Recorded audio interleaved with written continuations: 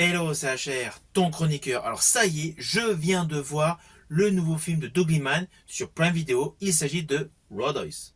Alors honnêtement, je suis très mitigé. Mais forcément, il faut que je t'en parle, il faut que je te dise le pourquoi. Mais avant cela, n'oublie pas, si tu n'es pas abonné, pense à le faire. Pense également à la petite cloche pour les notifs. Let's go! It takes a lot to get me angry, but when I am, I just can't let go.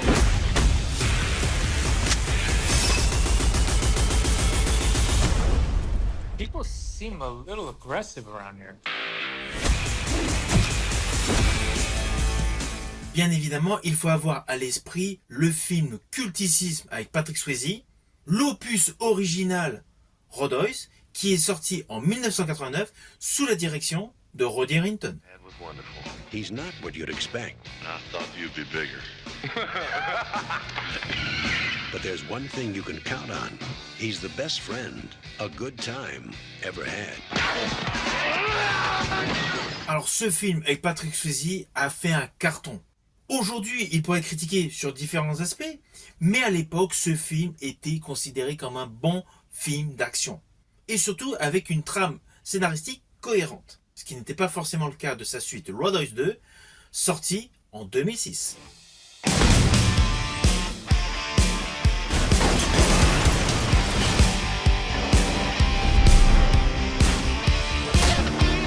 Alors je vous le dis tout net, ce Rodois 2 de 2006 est totalement à éviter.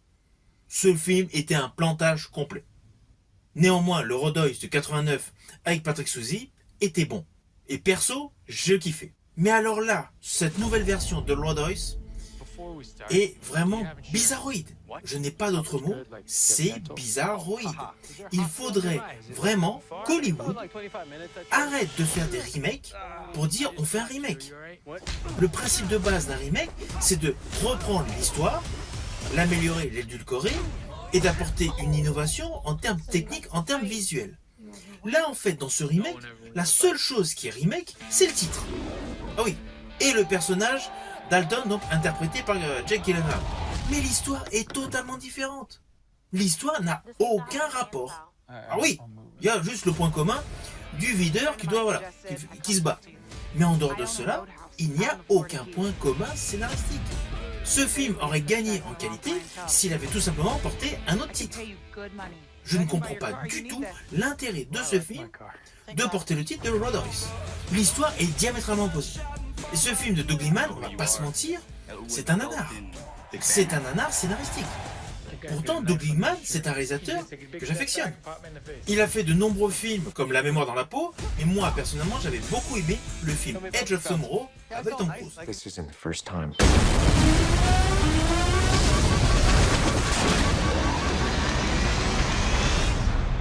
Now, we've had this conversation. De ce fait, la très bonne qualité de réalisateur de Doug Liman n'est pas à discuter. Son film Rodois est parfaitement réalisé, mais son film a de gros bémols. Alors oui, Doug Liman a voulu mettre en abondance les CGI, les effets informatiques. Alors honnêtement, cela gâche le film. Surtout que, malgré le budget qui était quand même conséquent, il y a certaines scènes, notamment la première grosse baston de ce film, les CGI, les effets visuels, voilà, ils sont un petit peu moyens quoi. Alors, je conçois que scénaristiquement, on a voulu moderniser le pitch. Mais sur le fond, Rodois, avec Patrick Swayze, c'était un film qui mettait en exergue une personne qui venait dans un patelin paumé, grosso modo, et qui donc faisait justice sur différents thèmes. Alors oui, il y avait le côté de la blonde sulfureuse, les dialogues assez béotiens, il n'y a pas de souci. Aujourd'hui, lorsque l'on redécouvre ce film, on a vraiment l'impression d'être dans une capsule figée dans le temps. Ce film mélangeait plusieurs éléments qui étaient intéressants. Et on va pas se mentir, on ne se prenait pas du tout au sérieux dans ce film. Et c'est ça qui était cool. Et le personnage interprété par Patrick Swayze, Dalton, était top. Top dans le sens où il y avait le côté frimeur, il y avait le côté ringard, il y avait le côté très sportif, très spirituel. Son rôle avait plusieurs arcs narratifs possibles. Mais alors là, cette nouvelle version avec Jake Gyllenhaal, elle laisse à désirer. Alors, perso, j'apprécie l'acteur Jake Gyllenhaal. Ces derniers temps, il est plus dans des films d'action, dans des grosses productions comme le dernier Spider-Man, mais moi, perso, je le préfère dans des rôles comme Nightcrawler.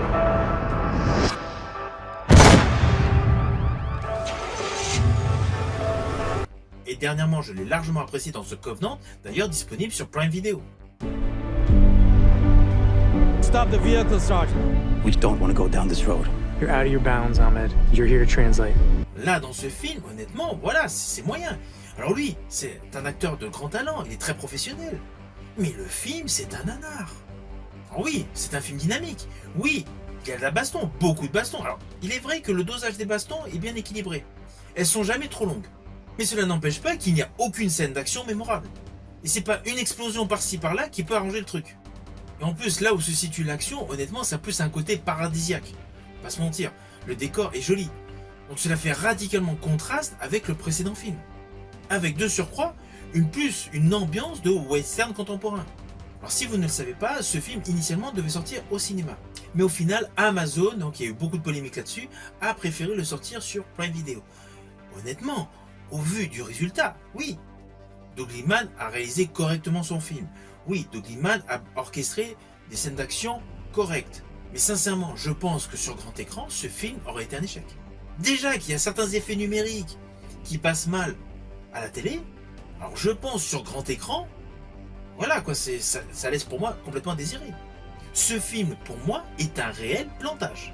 Surtout si vous le comparez au film Road avec Patrick Swayze. Je ne veux pas dire non plus que toutes les trames scénaristiques et surtout les dialogues du film Road avec Patrick Swayze étaient top. C'est vrai qu'il y avait des jeux de mots aujourd'hui, voilà, qui laissent à désirer. Mais sur l'ensemble, sur la globalité de l'histoire du film, le film avec Patrick Swayze, honnêtement, était meilleur. Ce film actuel avec Jake Gyllenhaal, ils auraient dû lui donner un autre titre. Et honnêtement, je pense qu'il serait passé beaucoup plus auprès du public. Je ne comprends pas cette manie d'Hollywood de dire on fait le remake d'un film en changeant totalement l'histoire. Et surtout, avec un côté baston, mais en exergue. Mais bon, c'est comme ça et je pense que ce n'est pas le dernier film qui sera dans ce registre. It takes a lot to get me angry, but when I am, I just can't let go.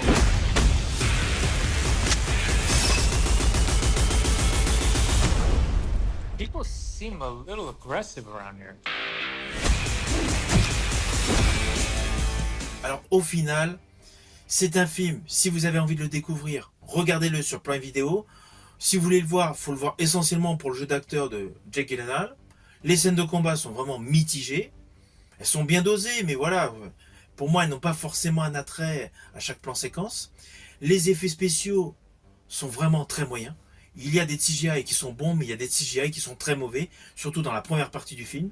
Mais surtout, essentiellement, si vous voulez voir ce film, il faut vraiment totalement oublier la version avec Patrick Swayze. Ne faites pas de comparatif. Les deux films n'ont aucun point commun, sauf le titre. Vous pouvez donc regarder ce film sur Prime Video. Si ma vidéo t'a plu, n'oublie pas petit pouce vers le haut et le partage. Quant à moi, je te dis à bientôt pour une prochaine vidéo.